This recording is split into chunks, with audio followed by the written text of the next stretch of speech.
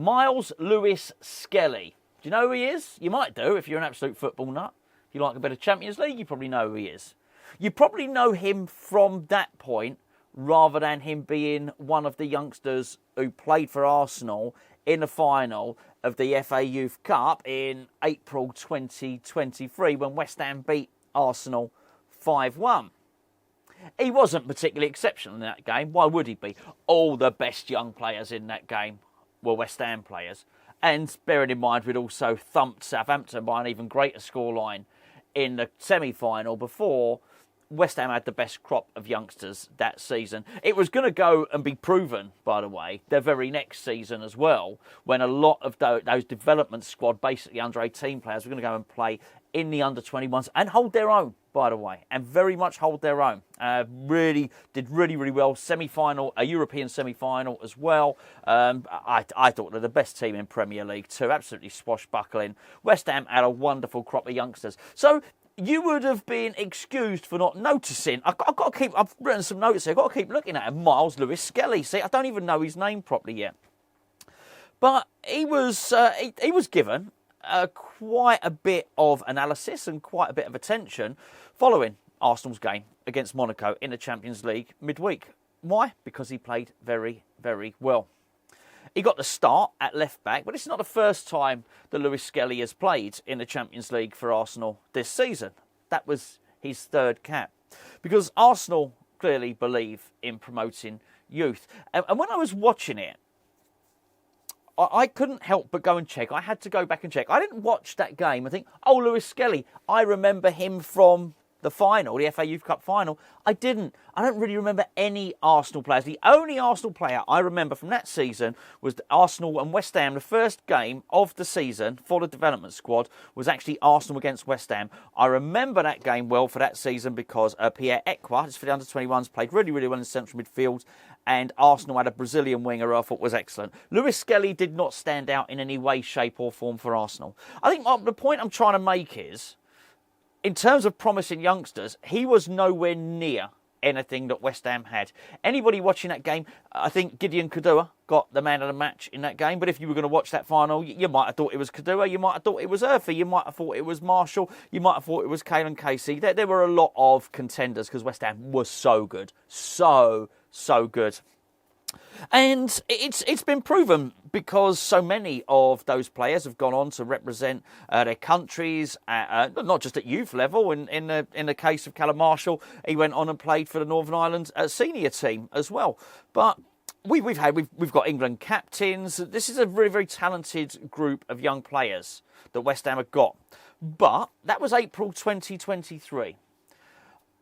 I think you can probably argue the case looking at what Arsenal were doing. And Lewis-Skelly is not the only Arsenal youngster that's been promoted, by the way. Look at what Arsenal done with a group of players who weren't as talented. And they weren't.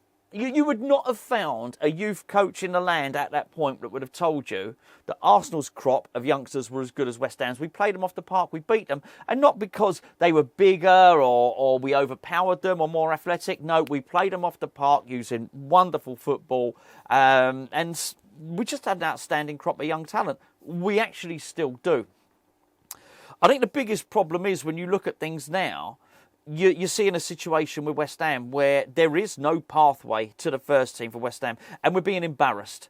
And quite frankly, those players are just at the wrong club.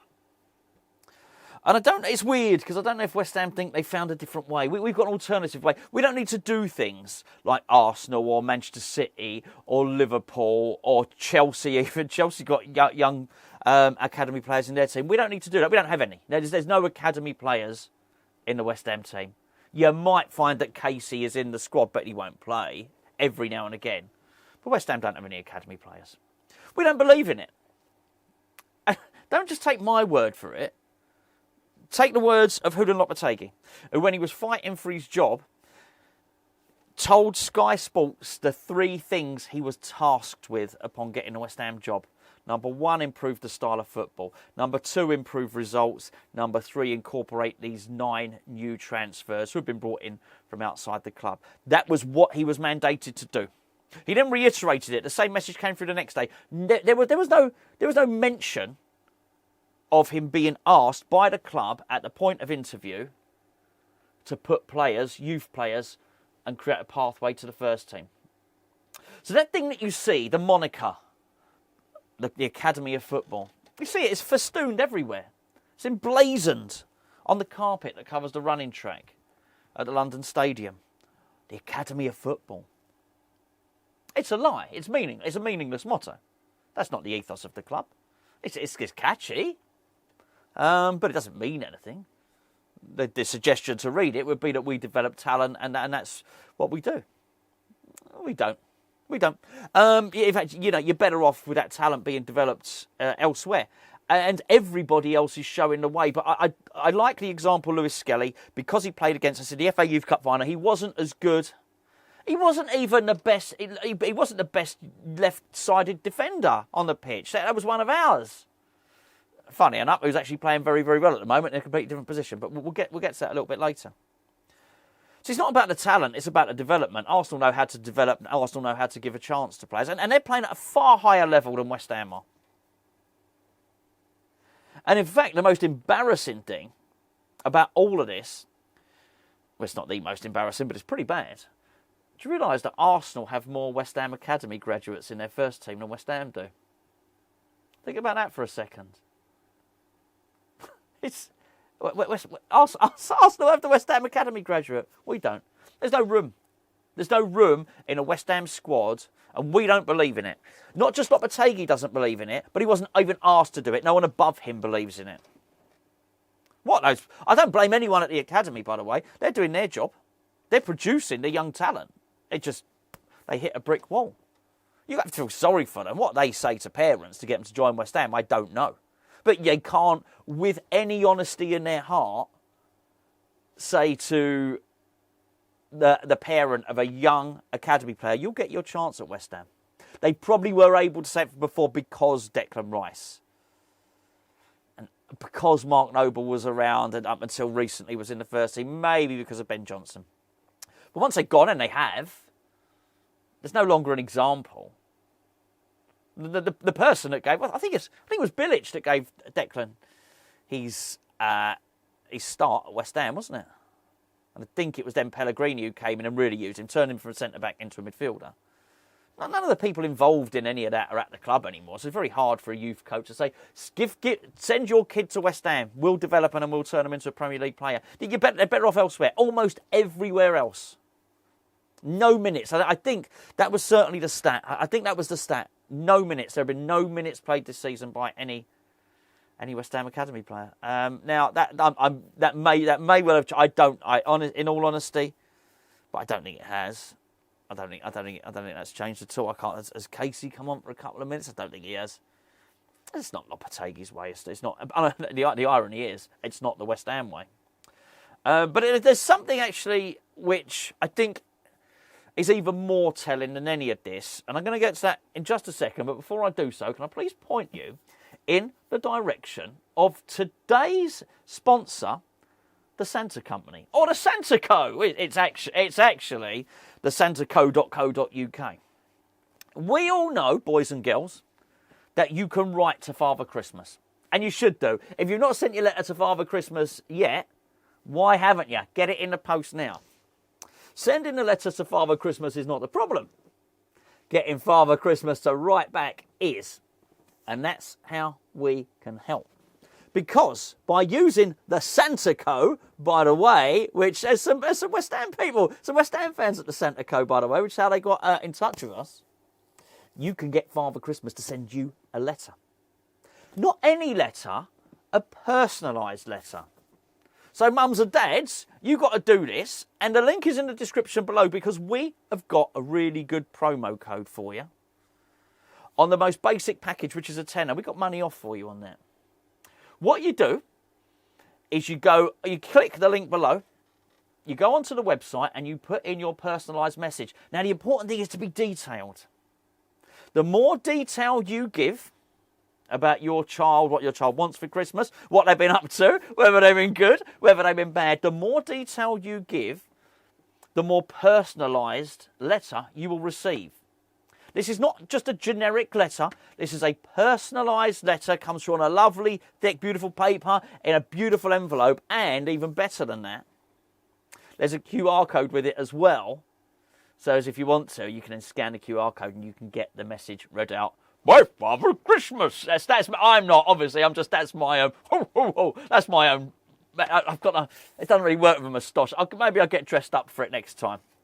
The link is in the description below. If you're a Patreon member, by the way, you get 50% off. That's only the basic package. There's lots of different packages with wax-sealed envelopes, with different things, with North Pole snow. Snow from the North Pole. Magic snow, because it would melt otherwise, wouldn't it, in the envelope? Magic snow from the North Pole. That's the stuff you want. Go and check it out, boys and girls. The Santa Co. And that is, we've got it down, right, the santaco.co.uk. Link is in the description below. The discount code is HammersChat. Put it in on a checkout. You'll be really pleased with the discount that you get. Make Christmas just that little extra bit special. Get a letter from Father Christmas. There you go.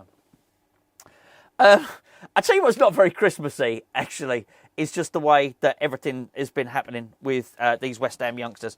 I think nothing typifies it. There's two things. There's two things that really alerted me to this. And you can see I've got a bee in my bonnet about the situation at West Ham. The first one was with Lewis-Skelly playing for Arsenal. I watched it. I was jealous. I looked at him and I thought, what could have been? You look at these players getting a chance. He was good. I know he played a slightly different position. He was better than Tino Kehrer, who played for Monaco. And that sort of sums it up. I don't have any problem with Kehrer. I like Kehrer in many respects. There's times I wished he was back at West Ham. But it's what West Ham do. We're more than willing to pay money for big players on big wages from Paris Saint-Germain, aren't we? And actually, we've got a bit of an issue at West Ham at the moment with one of the midfielders, which is obviously Guido Rodriguez. Yeah, I know he's said this week that it's always been his dream to play in the Premier League and blah, blah, blah, blah, blah. I mean, it's a massive backtrack on what was said two weeks ago, and I think he's just had a bit of PR training. I think the media team possibly have got hold of him. The fact of the matter is he's completely unsuited to the Premier League. He probably doesn't want to be here. He thought he was joining Arsenal. He ends up joining West Ham. Lo and behold, he's just too slow for the Premier League. He reads the game really well, by the way. Who am I to besmirch a World Cup winner? He was very good in La Liga last season. But basically, his agent was leaking it to one and all only a month ago that he wishes he was back there. They've asked to leave, apparently. West Ham said he can leave, as long as they get their signing-on fee. It wasn't a free transfer. He cost a couple of £1 million signing-on fee, and the agents took a fee. West Ham, I don't blame West Ham. I'm saying, well, you can go. We'll have our fee back, thank you very much. The problem is somebody like that is still going to play for West Ham. Somebody who's not good enough for the Premier League, somebody who doesn't really want to be here. He's going to continue to play. And let me talk to you about Lewis Orford, and I will pick Lewis out because it's happened at the same time that Myles Lewis-Skelly was playing for Arsenal in the Champions League. Now, I don't pretend to know. I don't know what I would think. If I was a West Ham player who played in that FA Youth Cup final and I'd played these Arsenal players off the park, then I was watching the telly and watching these guys, who I was better than, getting game time for Arsenal in the Champions League, I'll be thinking, hold on, something is very wrong here. Very, very wrong. Well, it is. You're at the wrong club. And it hurts me to say that. I don't say that with any relish. I'm annoyed when I'm saying it. I'm annoyed that West Ham have come down to this. I mean, there's just so many examples now that the whole narrative of West Ham is punctuated with these examples of why we have extreme upper mismanagement at the moment. Orford, so West Ham played, I'm going to get this wrong now, the Premier League International Cup. I don't think I have. I think that's what it's called. I think it was on Tuesday. We played Borussia Mönchengladbach. West Ham went 1-0 down. Tough game, but do you know what? West Ham youth players were good. We're good. I think we're actually second in the group, by the way. I think it's Group B. I think we're second in the group. And they're big groups as well. It's not like a little four-man group. Lewis Orford played. You ever seen Lewis Orford play? I'm sure you have, maybe pre-season friendlies. You ever seen him play live? Impressive player to see live. He's big. He's man-sized. Can we say that? Well, I just did, I guess. Reads the game really well. First time passes. Does that just before he receives the ball. Receives the ball. Lays it off. strong, athletic, a passer in the West Ham mould, if you would like. He scored the first goal to make it 1-1. West Ham ended up winning 3-1. Orford was outstanding. He generally is. Made his debut for the England Under-19s in October. Was given a captaincy on his debut. That's how much England think of him. Okay? Everyone knows how good Orford is. Aston Villa tried to buy him in the summer. I'm using his example. You can use others. I'm using his example in the now. We gave him a new contract. Brilliant. No idea what to do with him, but we gave him a contract. We gave him a contract because it would have looked embarrassing if we'd have let him go. And he'll make it. It's unlikely he'll make it at West Ham because he's unlikely to be given a chance. I will say this now. If he played in the Premier League, if you played him alongside, let's go with the last game. If you played him alongside Soler and Alvarez, for example, I'm telling you now, you would see a better performance than Guido Rodriguez. And I make no apologies for saying that. But he's not going to get the chance. Because for some reason,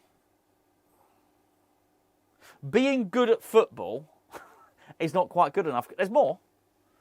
Lewis is a West Ham fan. So are his family.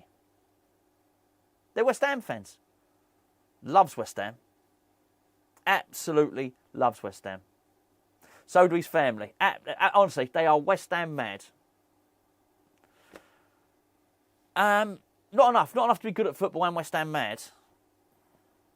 What West Ham would rather do is put the journeyman footballer who's unsuited to the Premier League, who doesn't want to be here, and who's over the hill.